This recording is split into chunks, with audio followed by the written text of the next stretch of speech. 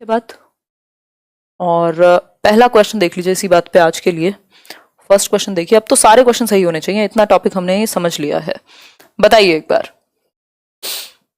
सही है नितिका, आंसर कीजिए फटाफट से। 20 का आंसर, अरे यार कल 20 का आंसर नहीं देख पाए थे क्या हम लोग? आज लास्ट में बता दूंगी, आज लास्ट में बता दूंगी, वो मुझे लग रहा है टेक्निकल प्रॉब्लम हो गई थी तब तक। बताओ एक बार, लास्ट वाला क्वेश्चन अभी लास्ट में, आज लास्ट में करा दूंगी, कोई दिक्कत नहीं है। देखो एक बार, कलर चेंज कर दीजिए यार, व्हाइट के लिए ही ज्यादा आप लोगों की डिमांड है। आप कह रहे हैं D option, every learner is unique means that, यानी हर एक बच्चा क्या है, विशिष्ट होता है, यूनिक होता है। इसका मतलब क्या है ये बताइए। यानी कि आप हर किसी को एक डंडे से नहीं हाँक सकते, सारे बच्चे क्या हैं, यूनिक है अपने आप में। चाहे हम जेनेटिक मेकअप की बात करें, चाहे हम कोई भी, दो लोगों के फिंगरप्रिंट भी सेम नहीं होते ना। तो इसका मतलब क्या है यूनिकनेस का? तो पहला ऑप्शन है, a common curriculum for all learners is not possible. ये कहना गलत है कि करिकुलम जो है कॉमन पॉसिबल नहीं है। ऐसा होता तो फिर हर बच्चे के लिए अलग करिकुलम बना दिया होता, तो उसी में थोड़ा तालमेल बिठा करके एक करिकुलम से हम कर सकते हैं discussion. It is impossible to develop the potential of learners in a heterogeneous class. Heterogeneous और होमोजेनस, कल इंटर और इंट्रा इंडिविजुअल में आपको डाउट था, वो भी मैं डिस्कस करूंगी। हेट्रोजेनस का मतलब है जहां अलग अलग एबिलिटी वाले, अलग अलग क्षमताओं वाले बच्चे हो सकता है कोई टॉपर भी हो सकता है कोई स्लो लर्नर भी हो। तो ये मिक्सिंग वाली क्लास ठीक होती है, ऐसा नहीं है कि इम्पॉसिबल है इसके साथ काम कराना। तो ये बात भी गलत हो गई। फिर है, no two learners are alike in their abilities, interest and talents. ये बात थोड़ी जच रही है कि कोई भी दो शिक्षार्थी अपनी योग्यताओं में, अपनी रुचियों में और प्रतिभाओं में एक जैसे बिल्कुल नहीं हो सकते। इसके बाद है D option, learners do not have any common qualities nor do they share common goals. देखो, यूनिकनेस का मतलब ये नहीं है कि बच्चों में या लर्नर्स में कोई भी कॉमन क्वालिटी नहीं होती। हो सकता है बहुत सारी कॉमन चीजें हो, बट पूरी तरीके से कॉमन नहीं हो सकती, कुछ चीजें बिल्कुल अलग होंगी। दैट मीन्स कोई भी दो लर्नर्स एकदम एकदम समान नहीं हो सकते, उनकी क्षमताओं में और उनकी रुचियों में और उनके टैलेंट्स में पूरी तरीके से समान नहीं हो सकते 100%। कुछ परसेंटेज कॉमन हो सकती हैं चीजें। हो सकता है मुझे भी स्पोर्ट्स में इंटरेस्ट हो, आपको भी स्पोर्ट्स में इंटरेस्ट हो, लेकिन सभी को स्पोर्ट्स में इंटरेस्ट हो या मेरे और आपके इंटरेस्ट 100 के 100% मिलते हो, ये जरूरी नहीं है। फिर हम इंसान नहीं रहेंगे, रोबोट्स बन जाएंगे। तो आंसर क्या होगा, कोई भी दो शिक्षार्थी पूर्णतः उनकी जो क्षमताएं हैं, रुचियां हैं, वो सेम नहीं हो सकती, भिन्नता पाई जाती है। ठीक है बात? तो आंसर क्या हुआ आपका, सी ऑप्शन। आगे बढ़ जाएंगे इसी के साथ, आगे बढ़ेंगे नेक्स्ट क्वेश्चन पे। नेक्स्ट क्वेश्चन देखिए क्या कहता है। नेक्स्ट क्वेश्चन देखिए क्या कहता है। तबियत काफी हद तक ठीक है, थोड़ी बहुत समस्या, ब्लर नहीं है बिल्कुल भी, यहां से क्वालिटी एकदम बेस्ट है, मुझे लगता है बढ़िया रहती है क्वालिटी। आप लोग थोड़ा सा सेटिंग्स चेंज कर लिया करो, यहां से क्वालिटी एकदम हाई डेफिनेशन रहती है। और बताओ सेकेंड क्वेश्चन देखो, human development is based on certain principles. ये बात हम जानते हैं कि जो मानव विकास है उसके कुछ प्रिंसिपल्स हैं, उसके कुछ सिद्धांत हैं। Which of the following is not a principle of human development. इनमें से कौन सा एक डेवलपमेंट का प्रिंसिपल यानी सिद्धांत नहीं है? नॉट पूछा है, बताइए आंसर क्या होगा फटाफट से।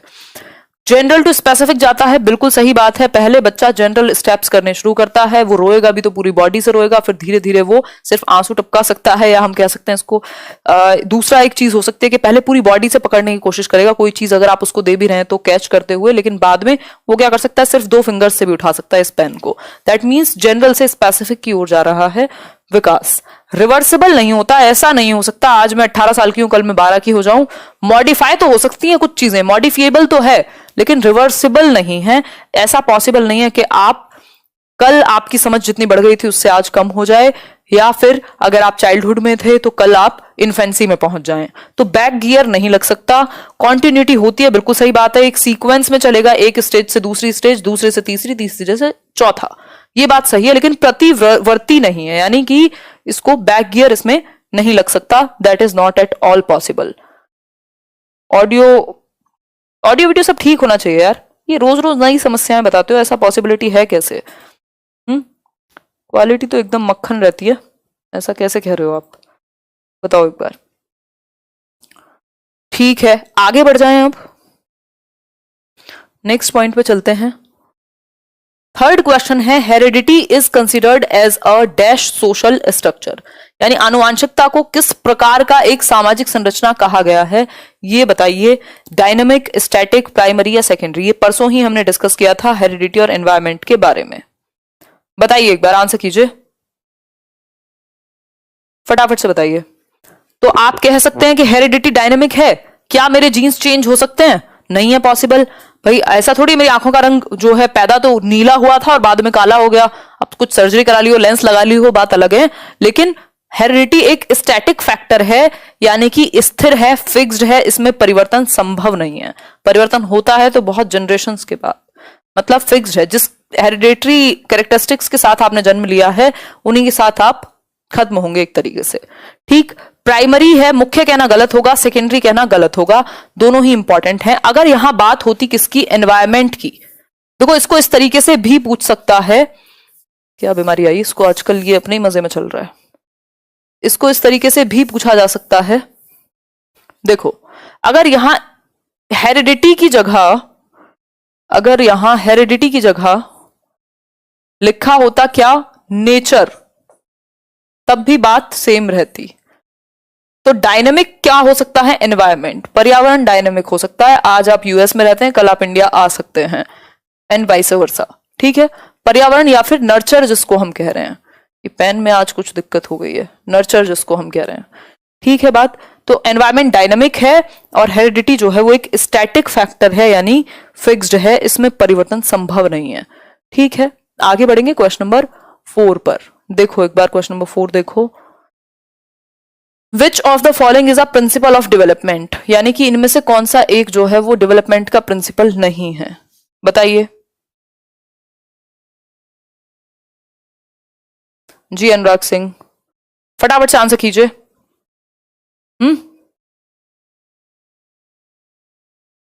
बहुत बढ़िया। इनमें से कौन सा एक डेवलपमेंट है? देखो कभी नॉट लगा होगा, कभी लीस्ट लगा होगा, कभी पूछेगा, तो क्वेश्चन पढ़ के समझना ही 50% आपकी समस्याओं का समाधान है। यदि पेडागोजी में आप क्वेश्चन पढ़ के समझ गए तो सोच लीजिए कि आपका आंसर बहुत हद तक ठीक हो जाएगा, ठीक है, क्योंकि आंसर तो इन्हीं 4 ऑप्शंस में से कोई एक होगा, आपको बनाना तो है नहीं आंसर। तो अगर मैं बात करूं तो प्रिंसिपल कौन सा है, it does not proceed at the same pace for all. इसको हम दूसरी भाषा में क्या कह सकते हैं, इंडिविजुअल डिफरेंसेस पाए जाते हैं, सब एक जैसे नहीं हो सकते, व्यक्तिगत विभिन्नताएं पाई जाती हैं। और ये व्यक्तिगत विभिन्नताएं किसके कारण हैं, ये व्यक्तिगत विभिन्नताएं हैं आपकी हेरिडिटी यानी आनुवंशिकता और वातावरण के कारण, ठीक है बात। डेवलपमेंट इज ऑलवेज लीनियर, यानी एक सीधी रेखा में जाएगा, सीधी रेखा नहीं हो सकती, कभी आगे कभी पीछे, कभी धीमा कभी तेज। तो स्टैटिक यानी लीनियर नहीं हो सकता, ये स्पाइरल होगा, आगे पीछे, धीमा ज्यादा, ये चलता रहेगा, इसी को हम स्पाइरल कहते हैं, ठीक। फिर है इट इज डिसकॉन्टिन्यूअस, डिसकॉन्टिन्यूअस नहीं होता, कॉन्टिन्यूअस होता है। All processes of development are not interconnected, ये कहना गलत होगा, कल भी हमने डिस्कस किया था। All areas of development are interconnected. यदि आपके सर में दर्द है तो आपका मन नहीं करेगा फिजिकल एक्टिविटी करने का भी, अगर आपको फिजिकली चोट लगी है तो आपका संज्ञान ठीक से काम नहीं करेगा, आपस में जुड़े हुए हैं। फिजिकल, कॉग्निटिव, सोशल, इमोशनल, ये चारों एस्पेक्ट डेवलपमेंट के इंटर रिलेटेड हैं, ठीक है बात यहां तक की। कोई समस्या हो तो बताओ, नहीं है ना कोई समस्या, ठीक है। आगे बढ़ेंगे, नेक्स्ट देखिए, पढ़िए क्वेश्चन एक बार, हल्का सा जूम इन करूंगी, पीसीएसई, बिल्कुल बिल्कुल जूम आउट करेंगे थोड़ा सा, मैं सामने आ जाती हूँ बार बार क्वेश्चन के, ये थोड़ी सी एक समस्या है।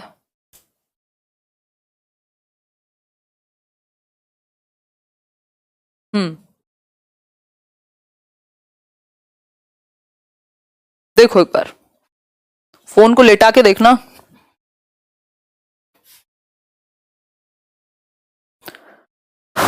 ये कह रहे हैं आप लोग, we all differ in terms of our intelligence, मतलब हम बुद्धि के स्तर में अलग हैं, हम सभी अभिप्रेरणा यानी मोटिवेशन के स्तर में अलग हैं, हमारी रुचियां अलग अलग चीजों में हैं। दिस प्रिंसिपल रेफर्स टू, ये जो प्रिंसिपल है इसका मतलब क्या है, मतलब सबका बुद्धि का स्तर सेम नहीं है, हो सकता है कोई ज्यादा जल्दी से समझता हो चीजों को, किसी को देर लगती हो। मोटिवेशन का लेवल सबका सेम नहीं है, कुछ लोग ज्यादा मोटिवेटेड होते हैं, अलग अलग कारण है सबके, कुछ लोग होते हैं जो मोटिवेशन की उनको ज्यादा कमी है, बोलते रहते हैं ना कई लोग मोटिवेट कर दो।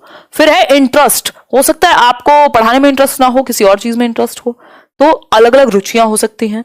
ये जो प्रिंसिपल है इसको हम इंडिविजुअल डिफरेंसेस का प्रिंसिपल कहते हैं, यानी व्यक्तिक विभिन्नताओं का जो सिद्धांत है वो कहलाता है क्या, कि हम अपनी abilities, interest, aptitude, attitude in सब में भिन्न हैं, कोई भी दो लोग सेम नहीं हो सकते, इसलिए हमें डिफरेंशिएटेड इंस्ट्रक्शन का इस्तेमाल करना चाहिए। ये सब गलत हो गए। आगे बढ़ जाएंगे नेक्स्ट क्वेश्चन पे। नेक्स्ट क्वेश्चन क्या कहता है, चलते हैं देखेंगे एक बार। Which one of these is a principle of child development, इनमें से कौन सा एक जो है वो विकास का सिद्धांत है, बताइए, आंसर कीजिए। जी मिनी मोनिका, कल पोल देंगे आप लोगों को कि कौन सा बोर्ड रखें। विच one of these is a principle of child development, यानी कि विकास का सिद्धांत है कौन सा, देखिए जरा। Development occurs due to interaction between maturation and experience. Sole determinant of development, यानी सिर्फ एनवायरमेंट ही आपका पूरा एक कारण है।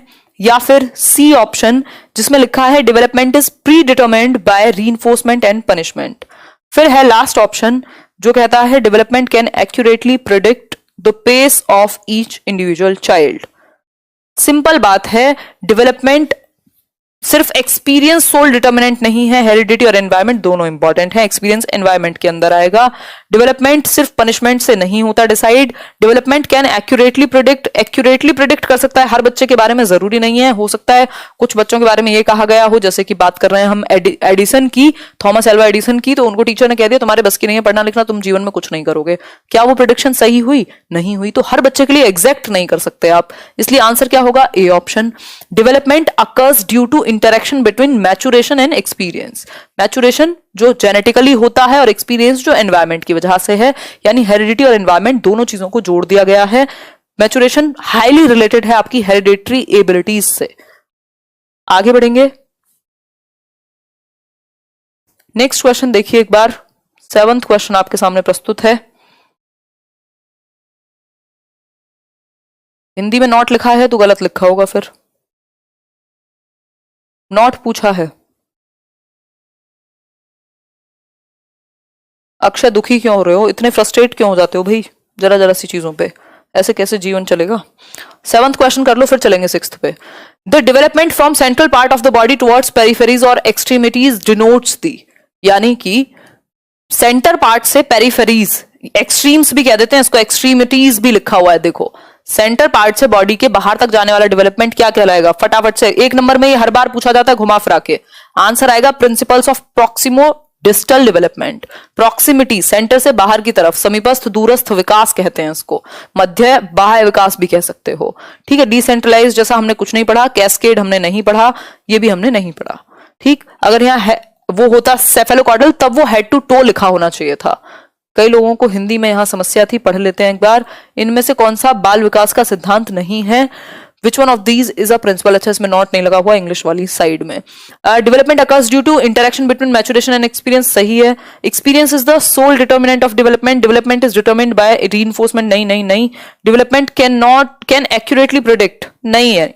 देखो यार ये क्वेश्चन मैं एक बार चेक कर लूंगी, बाकी इसका आंसर हम ए के साथ जाएंगे, जहां तक इसमें नॉट नहीं होना चाहिए, क्योंकि नॉट होगा तो फिर 1-2 चीजें और भी निकल के आ सकती हैं, ठीक है। तो हम अभी इसको ए ही कंसिडर करके चलेंगे, बाकी मैं इसको रीचेक कर लूंगी और आप लोग भी कर लीजिएगा, ठीक है।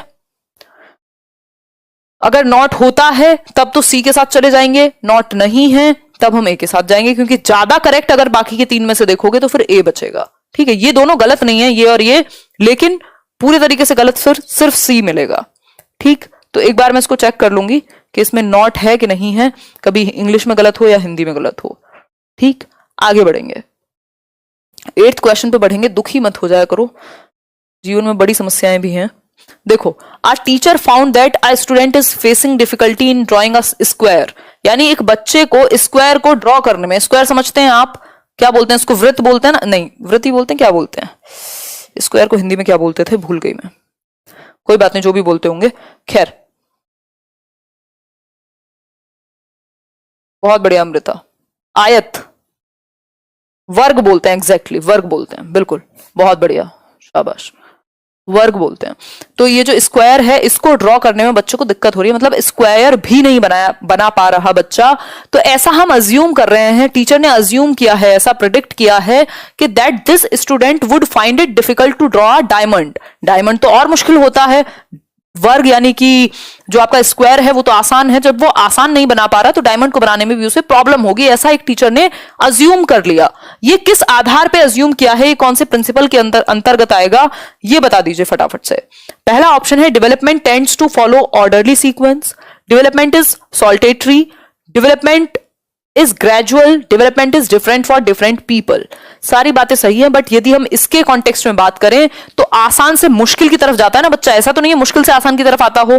तो क्या होगा यहां पे, सिंपल बात है, डेवलपमेंट एक सीक्वेंस फॉलो करता है, एक ऑर्डर फॉलो करता है, और यहां ये बात हम कह सकते हैं कि development tends to follow orderly sequence, order में चलेगा, सीक्वेंस में चलेगा, सिंपल टू कॉम्प्लेक्स चलेगा एक तरीके से अगर हम देखें तो ए ऑप्शन यहां सही होगा कि जब सिंपल सा स्क्वायर नहीं बना पा रहा तो डायमंड बनाने में निश्चित रूप से समस्या आएगी ही आएगी। ठीक है बात, आगे बढ़ेंगे। Which one of the following is an issue related to development, यानी इनमें से कौन सा एक जो है डेवलपमेंट यानी विकास से संबंधित इशू है, परेशानी है, समस्या है, बताइए एक बार। जिसको दिख नहीं रहा 5 नंबर का चश्मा बनवाओ एक साथ। ग्रेजुअल का मतलब है धीरे धीरे, बात सही है लेकिन क्वेश्चन भी तो देखो क्या पूछा है। यदि जो क्वेश्चन ने पूछा है वो आप नहीं बताएंगे तो गड़बड़ हो जाएगी। ऑप्शन तो चारों भी सही हो सकते हैं, चारों बातें स्टेटमेंट, जैसे वो नॉट वाला क्वेश्चन था उसमें सिर्फ एक बात पूरे तरीके से गलत है, बाकी बातें सही है, लेकिन ज्यादा सही कौन सा है, तो ए सही होगा। अगर नॉट पूछा होता तो सी हो जाता। तो ये जरूरी नहीं कि बाकी ऑप्शन गलत ही होंगे, आपको देखना है आपसे पूछा क्या है। देखो एक बार, which one of the following is an issue related to development, यानी कि विकास से संबंधित एक समस्या, बताइए।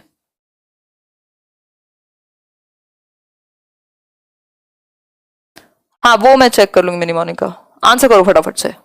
9th का बताओ। सिंपल बात है, नेचर नर्चर डिबेट है, यानी हेरिडिटी और एनवायरमेंट की बात हो रही है, प्रकृति और पोषण की बात हो रही है, जिसको बालन लिख दिया गया है यहां। प्रकृति और पोषण विवाद कह सकते हो आप इसको, हेरिडिटी एंड एनवायरमेंट का। ये कॉन्जेनिटल यहां नेचर से ही रिलेटेड है, ठीक है। सिर्फ 2 ही कारण है मुख्य पूरे साइकोलॉजी में, वो है हेरिडिटी और एनवायरमेंट। देखिए next question, why do people differ from one another, एक दूसरे से अलग क्यों होते हैं लोग, सारे एक जैसे क्यों नहीं हो जाते, रोबोट क्यों नहीं हो जाते, ये बताओ। अगेन नॉट का इशू, ये मैं देख ही लेती हूँ, हो सकता है आज हमारे टाइपिस्ट महोदय से गलती हुई हो। सही तो है ये। अच्छा, which one of the following is an issue related to development, हाँ तो सही तो है। निम्नलिखित में से कौन सा विकास से संबंधित नहीं है। एक बार ये मैं चेक करा लूंगी, देखो अगर इंग्लिश के साथ ही जाएंगे, हम फाइनल इंग्लिश को ही मानते हैं पेपर में भी, तो नेचर न्यूट्रिशनल ठीक है, स्कोलास्टिक को स्कोलास्टिक ठीक है, इशू नहीं है ना, लेकिन ये इसी के साथ जाएंगे अभी हम। ये 2 क्वेश्चन, एक तो 6th क्वेश्चन था आई थिंक, और ये 9th क्वेश्चन है। ये मैं एक बार चेक कर लूंगी, आप लोग भी चेक कर लेना इसको, फिर कल डिस्कस करेंगे आराम से। आज मैं काफी थकी हुई भी हूं। देखिए एक बार,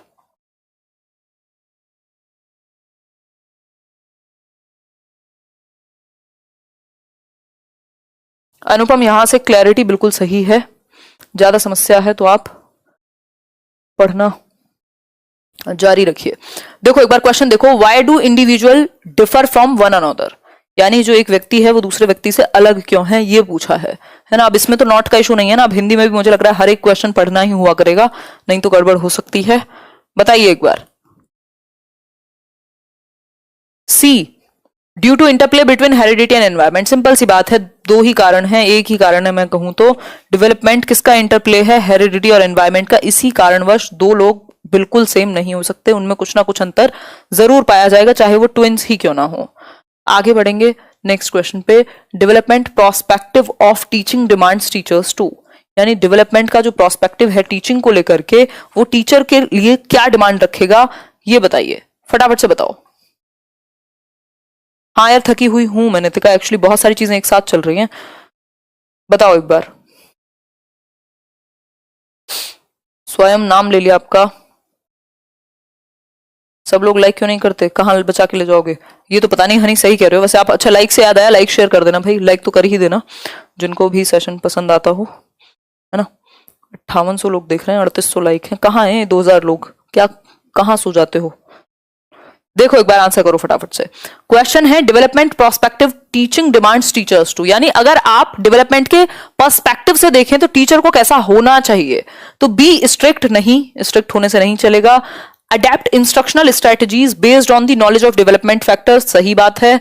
treat children in different developmental stages in equitable manner, ये नहीं हो सकता कि आप 7 साल के बच्चे को भी एक ही तरह से ट्रीट करें और 11 साल के भी, उसकी बुद्धि का स्तर अलग है, उसकी अडेप्ट करने का तरीका अलग होगा।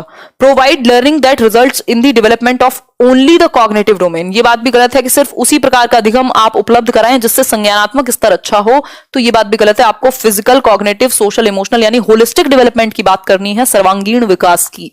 तो हम कह सकते हैं कि शिक्षक को विकासात्मक कारकों के ज्ञान के अनुसार अनुदेशन युक्तियों का पालन करना चाहिए। जैसे आप डेवलपमेंट के फैक्टर्स हैं उनको ध्यान में रखते हुए आपको क्या करना है, अपनी स्ट्रेटेजी, अपना तरीका चेंज करना है या प्लान करना है। ठीक हो गई बात? होपफुली ये बात क्लियर हो गई होगी। विनीता जी अगर क्लियर नहीं दिख रहा है तो इसका सिंपल सा एकमात्र मतलब है कि आपने फोन में, आपके या तो इंटरनेट थोड़ा सा स्लो है या आपने क्वालिटी थोड़ी सी नीचे वाली चूज की हुई है। ऑप्शन आता है 1080p का, उसको चूज कर लीजिएगा सेटिंग्स में जाके। यहाँ ऑटो पे है तब भी मुझे दिख रहा है, 480p पे भी देख पा रही हूं मैं इवन। पता नहीं आप लोग किस पे देख रहे हो फिर, मतलब कैसे बिल्कुल लो ही कर लिए क्वालिटी। अच्छे से तो दिख रही हैं चीजें।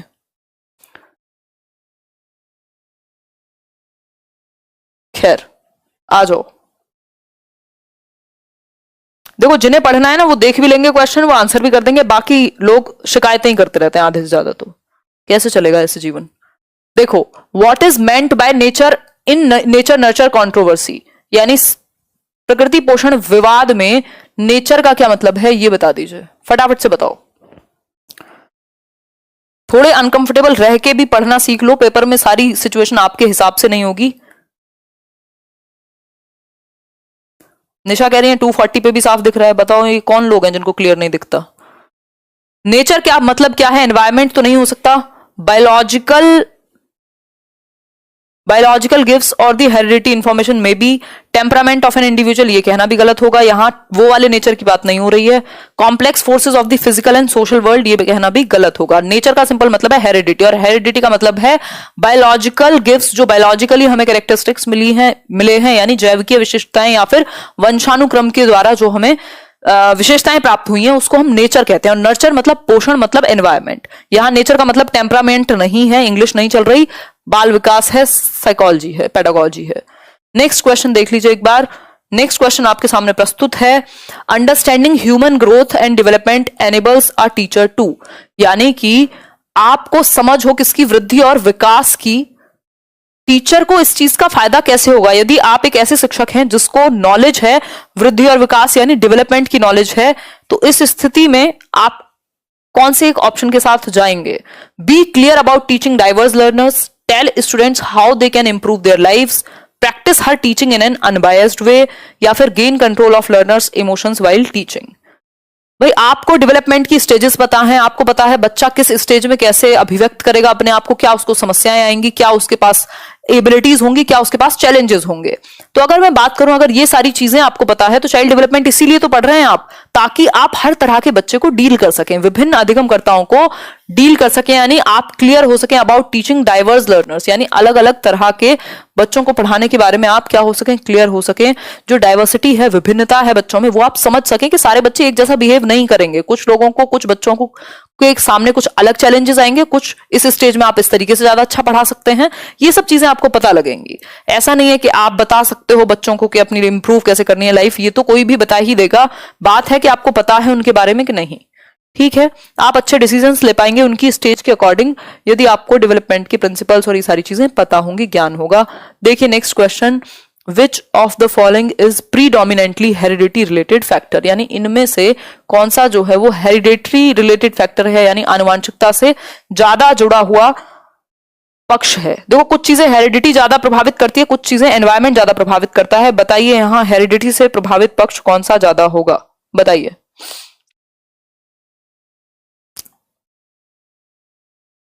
देवलीना सही है, आंसर कीजिए फटाफट से। ये कुछ लोग सीरियस नहीं होते, उनके चक्कर में सेशन खराब होता है फिर। सही अनुराग सिंह, आंसर कीजिए। सिंपल बात है, हेरिडिटी से ज्यादा रिलेटेड है कलर ऑफ द आईज। आपका हेयर कलर और इवन टाइप भी हेरिडिटी से ज्यादा रिलेटेड होगा। आपका फिजिकल स्ट्रक्चर, ये सब हेरिडिटी से ज्यादा रिलेटेड होगा। देखते हो ना आप, जो लोगों के बाल झड़ जाते हैं बहुत सारा, तो उसमें बहुत बड़ा रीजन एक हेरिडेटरी फैक्टर्स भी हैं, दूसरा आपका न्यूट्रिशन भी है ऑब्वियसली, लेकिन हेरिडिटी भी है। ठीक, तो कलर ऑफ द आईज, ये सोशल एक्टिविटीज जो है ये एनवायरमेंट से ज्यादा प्रभावित होगा। थिंकिंग पैटर्न एनवायरमेंट से ज्यादा प्रभावित होगा। पैटर्न की बात हो रही है, एबिलिटी की बात नहीं हो रही है।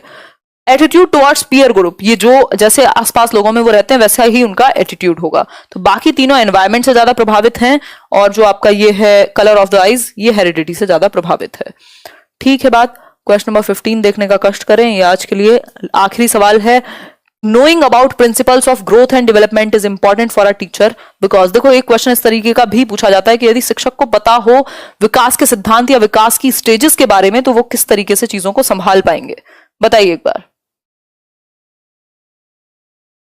बिल्कुल सही बात है ज्योति, आंसर कीजिए फटाफट से, जवाब दीजिए जवाब। 15th का सी कह रहे हैं कई लोग। यानी अगर आपको एक शिक्षक के रूप में प्रिंसिपल्स का, विकास के सिद्धांतों का ज्ञान है कि विकास क्या है, कॉन्टिन्यूअस है, यूनिवर्सल है, ये है वो है, तो क्या होगा, this knowledge would help the teacher to segregate the children. हमेशा याद रखिएगा, सेग्रीगेट करना काम नहीं है टीचर का। इंक्लूसिव एजुकेशन की बात करेंगे। गुड इंप्रेशन इंपॉर्टेंट नहीं है। This knowledge would help the teacher to provide the children with appropriate learning opportunities, ये बात सही है। This would make child development a popular course. बात कुल मिला के ये होनी चाहिए कि इससे क्या होगा, शिक्षक बच्चों को सही या जितने भी जरूरी अवसर होंगे सीखने के वो प्रदान कर पाएगा, उनको एक्सप्लोर करने का, यानी अन्वेषण का, एक्टिविटी का, हैंड्स ऑन एक्सपीरियंस का, डिस्कवरी का, इन सब चीजों का उनको मौका मिल पाएगा, क्योंकि शिक्षक को पता है कि किस स्टेज में कौन सी एक चीज जरूरी है या विकास कैसे काम करता है, तो वो वैसे ही अवसर उनको सीखने के प्रदान करा पाएगा शिक्षक, यदि उसको ये सारी चीजें पहले से पता होंगी, जैसा कि आपको पता है। तो ये एक बेसिक बात हुई। आज के लिए इतना ही। आउट ऑफ 15 कितने ठीक हुए ये बता दीजिए।